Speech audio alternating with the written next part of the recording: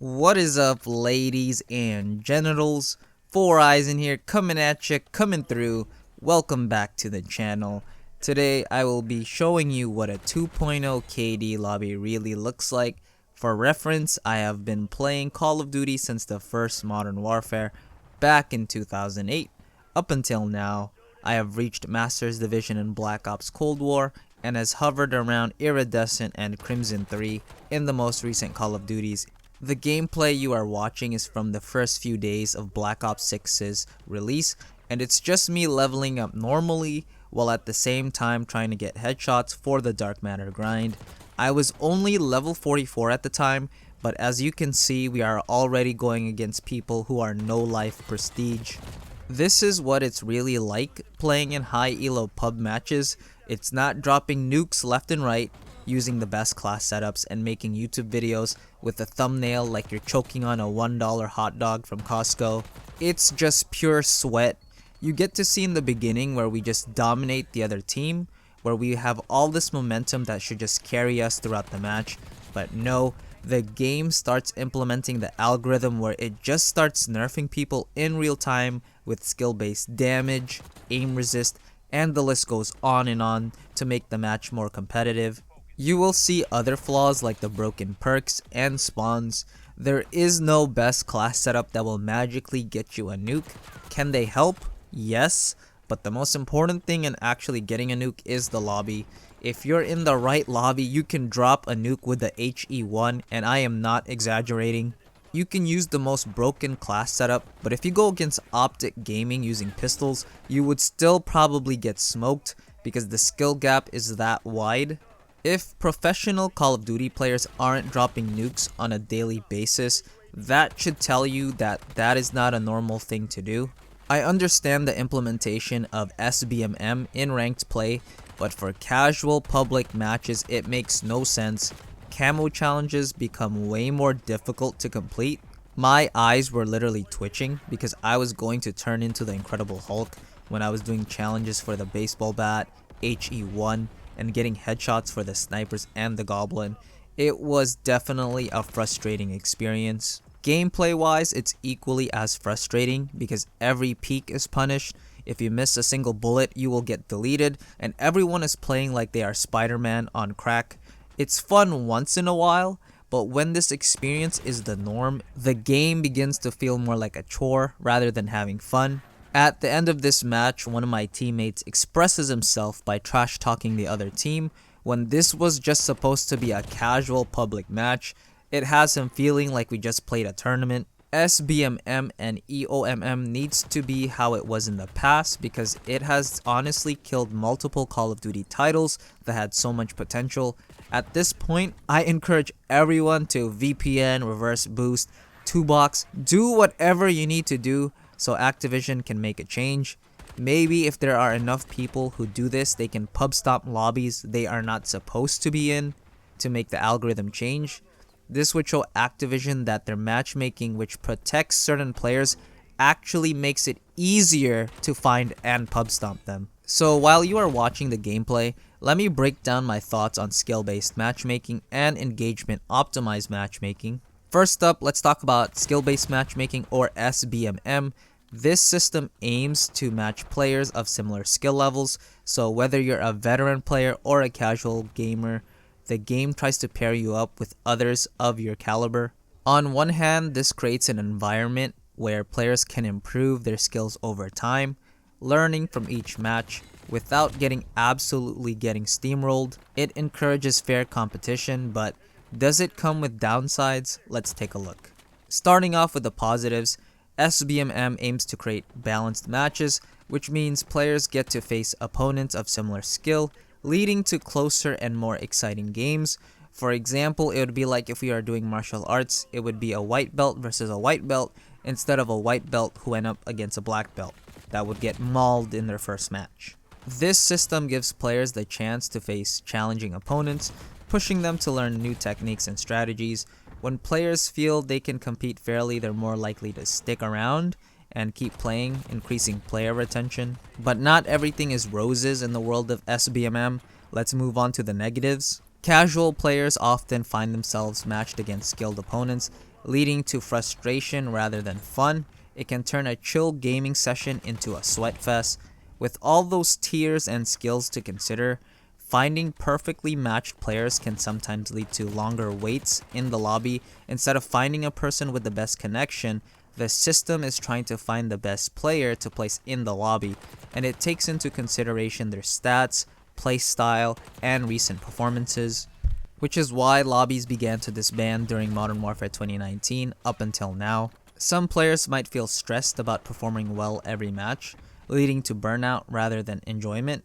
Instead of using wacky setups or classes that help in completing challenges, players have to resort into using meta classes just to keep up.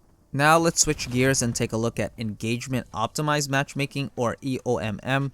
This system focuses on keeping players engaged, often matching them based on their recent behaviors, playstyles, and even their tendency to win or lose. While this can create some fun and unpredictable matches, it also has its own sets of positives and negatives. Let's start with the positives of EOMM. By matching players based on engagement metrics rather than just skill, you might find yourself having fun matches because this algorithm tries its best to keep you engaged. The system tries its best to keep you playing Call of Duty at all times, hitting you with highs and lows at the right moment. However, like SBMM, EOMM has its downsides. You could end up facing teams leagues above your skill level, which can be frustrating.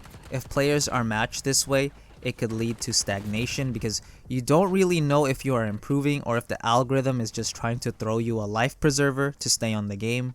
This model can sometimes lead to excessive stomp matches where less skilled players are consistently outmatched, diminishing the experience for them. So what's the verdict? Skill-based matchmaking provides a fair environment that promotes growth, but sometimes at the cost of casual fun. Engagement optimized matchmaking, on the other hand, prioritizes keeping players engaged, but it can lead to frustrations when facing unbalanced teams, and in organic matchmaking, this can lead to a player's feeling as if the game is rigged. That is it from me. Let me know your opinions in the comment section below. Other than that, namaste my friends, and I will talk to you all next time.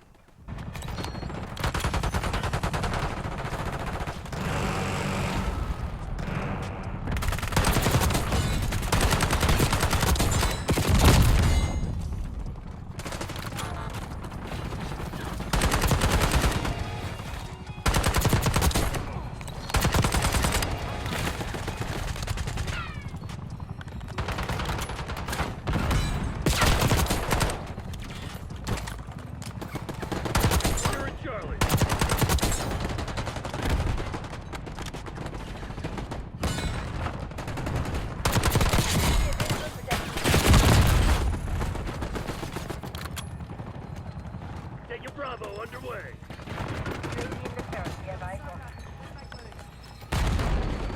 Secure B.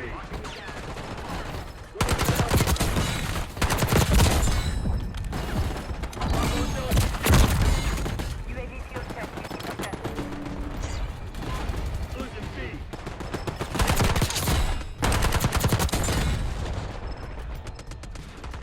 Losing A. Priority tasking request received. UAV exiting AO. We're losing Alpha. We lost A. Hostile UAV established overhead.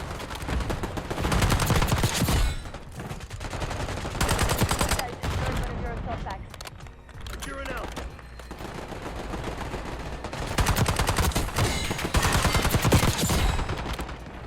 Taking A.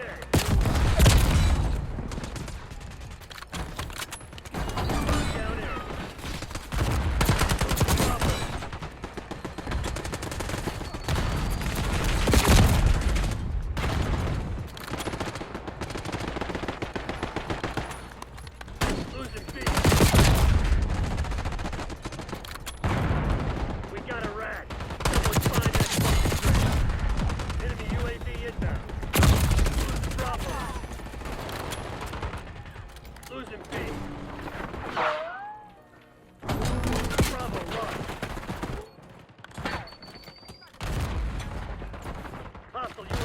established overhead.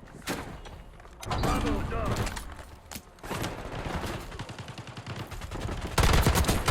One of your requests. Losing A. Check off. We need watchdog helo close.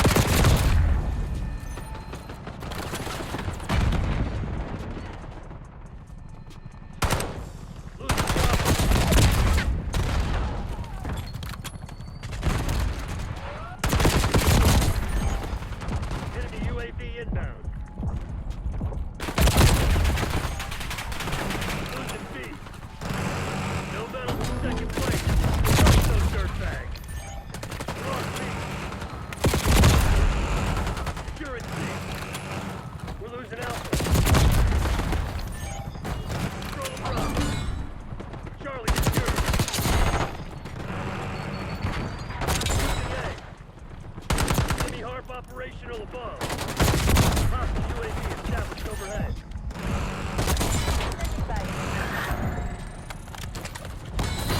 Perfect execution. The Pantheon probably tinted itself Mission right accomplished. now. We are heading back to base.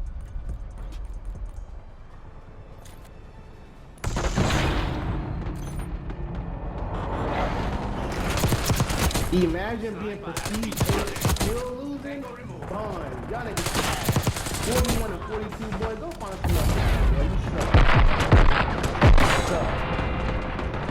Fucking ass. Prestige 8. Fine.